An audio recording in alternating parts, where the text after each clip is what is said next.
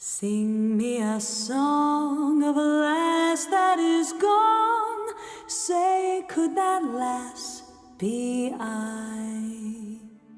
Mary of soul, she sailed on a day over the sea to sky. Hey everyone, Alvine here. I'm back. So I wanted to talk about the cultural influences that my path has had, or something to that effect. Again, it's the YouTube Bacon Challenge. So, there are a few so far. I feel like my craft has definitely been influenced by the Celtic culture and Celtic witchcraft. So my background, as I think I previously mentioned, is Irish and Polish. So the Irish side goes back, a couple of generations in Australia before they came here. But I've always felt a real affinity for Ireland and that area of Europe. Like, I've always felt so drawn to the UK and the countries within. And so when I first sort of came into the path, that was a real drawing for me, and it still is, definitely. I feel like a real heart connection with that place. And I think, a lot of the, well, not necessarily, I was going to say a lot of the mythos that has influenced particularly Western practice, is from that area, because that is sort of obviously the oldest. Words aren't working today. I don't know what's going on.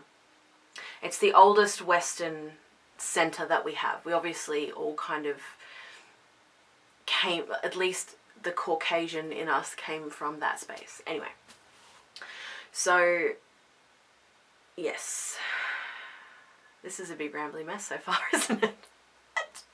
Okay, so I feel like, yes, very influenced by the Celtic culture, also Slavic, again, because my family came from Poland, and that was only one generation ago, so the connection for me there is a lot stronger.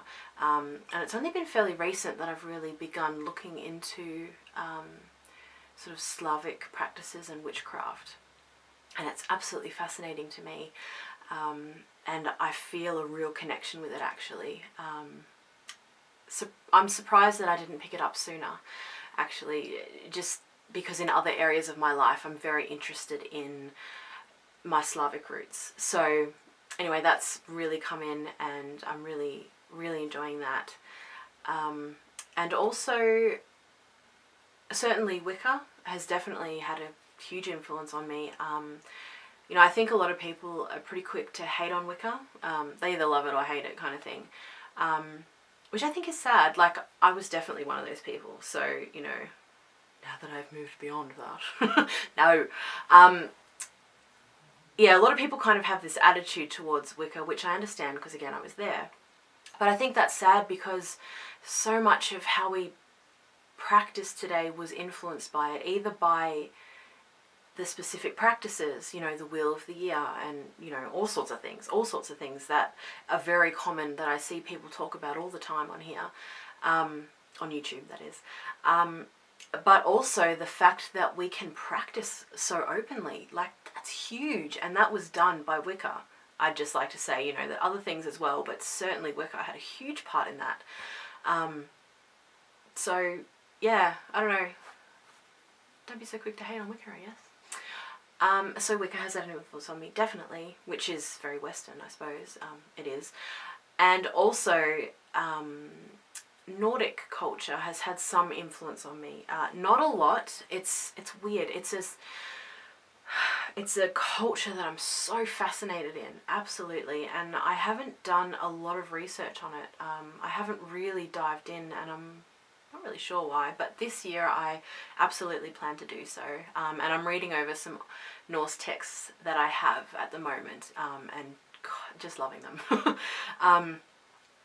But it's always, even though there probably isn't a lot of it in my practice, it's always in the background. You know, I'm always kind of, it's there. It's just mellowing at the moment.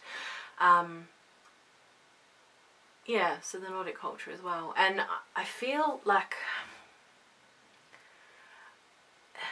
I feel a real disconnection to this land, and finding out more about my roots has been really important to me. And I know a lot of people talk about this. You know, we feel like by going into our past, we can somehow feel connected now. And anyway, so I've looked into that, and that's kind of where I came across the whole Norse thing, to be honest, because I was going back as far as I could in terms of history.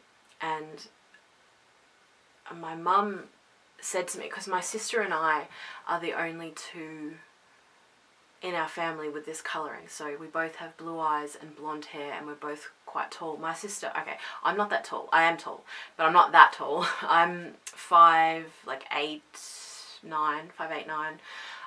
But my sister is 6'1", so she's huge. She turned like 13, and she just went whoosh. She had like this boy's growth spurt. It was really bizarre.